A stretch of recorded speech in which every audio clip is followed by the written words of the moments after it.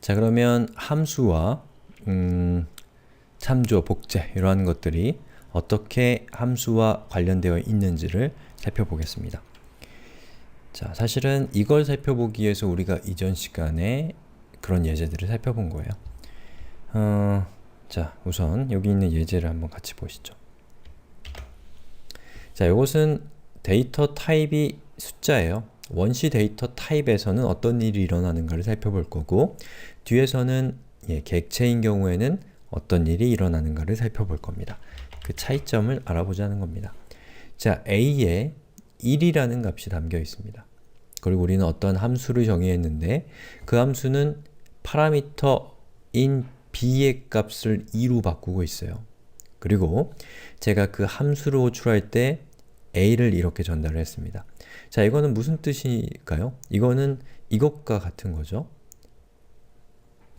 이 a의 값은 b가 되잖아요. 그러니까 b는 a다 라는 것이 바로 이 내용이죠. 그렇게 했을 때 함수 안에서 b의 값을 2로 바꾸면 어떻게 될까요? b는 2인 거죠.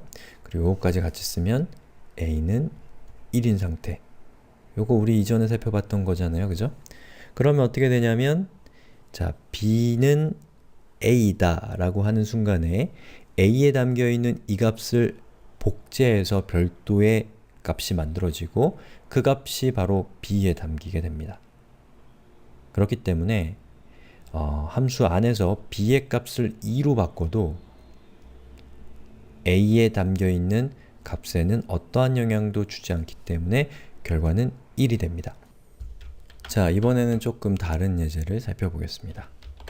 자, 보시는 것처럼 이번에는 변수에 담겨있는 값이 객체예요. 그러면 a는 id 1인 거죠. 자, 그리고 함수는 이렇게 생겼는데 파라미터 b를 이렇게 다른 값으로 교체하고 있습니다. 그리고 그것을 호출했으니까 a는 b가 되잖아요. 그러면 요것은 b가 a가 되죠. b는 a다 이렇게 되는 거죠. 그리고 이 함수 안에서 b의 값을 id 2 이렇게 한 거잖아요. 그렇게 했을 때 a의 값은 현재 무엇이냐, a가 가리키는 객체는 누구이냐 라는 것을 확인해 보려는 겁니다. 자, 그러면 어떻게 될까요?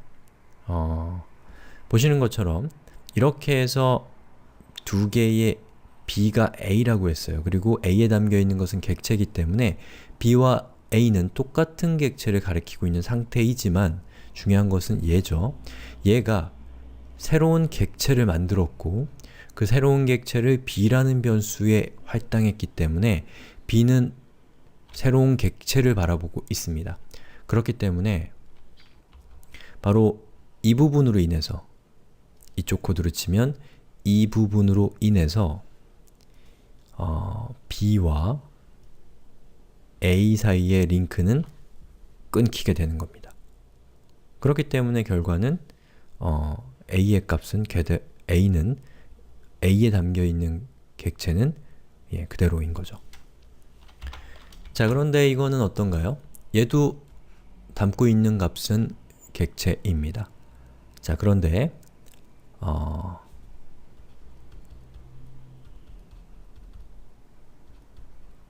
이거죠?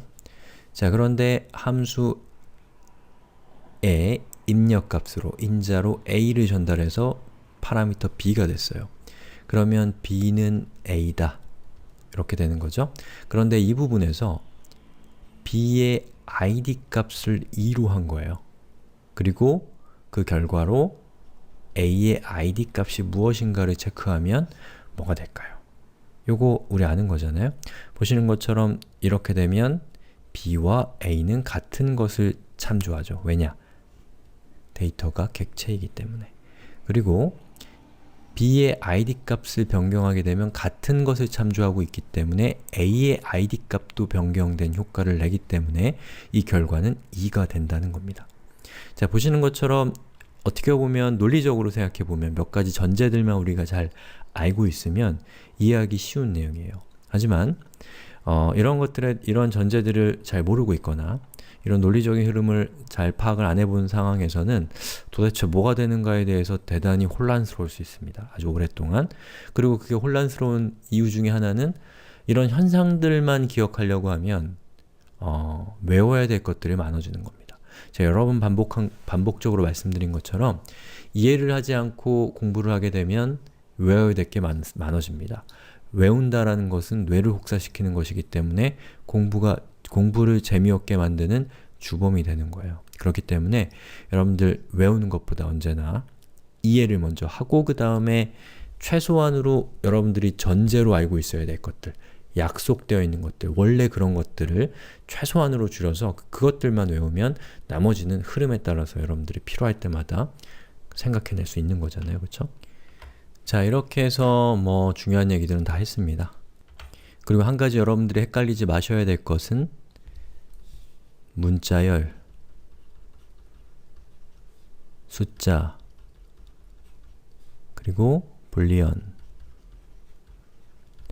얘들은 여러분들이 객체처럼 사용할 수 있지만 실제로는 원시 데이터 타입이라는 걸 기억하셔야 돼요. 그리고 얘들이 객체처럼 사용할 수 있는 것은 얘들이 래퍼 객체로 감싸져 있기 때문에 그렇습니다. 예, 그렇기 때문에 얘들은 원시 데이터 타입이라는 거 여러분들이 기억하셔야지 이 내용이 무너지지 않습니다. 자, 이렇게 해서 제가 참조에 대해서 여러분들께 설명을 드렸고요.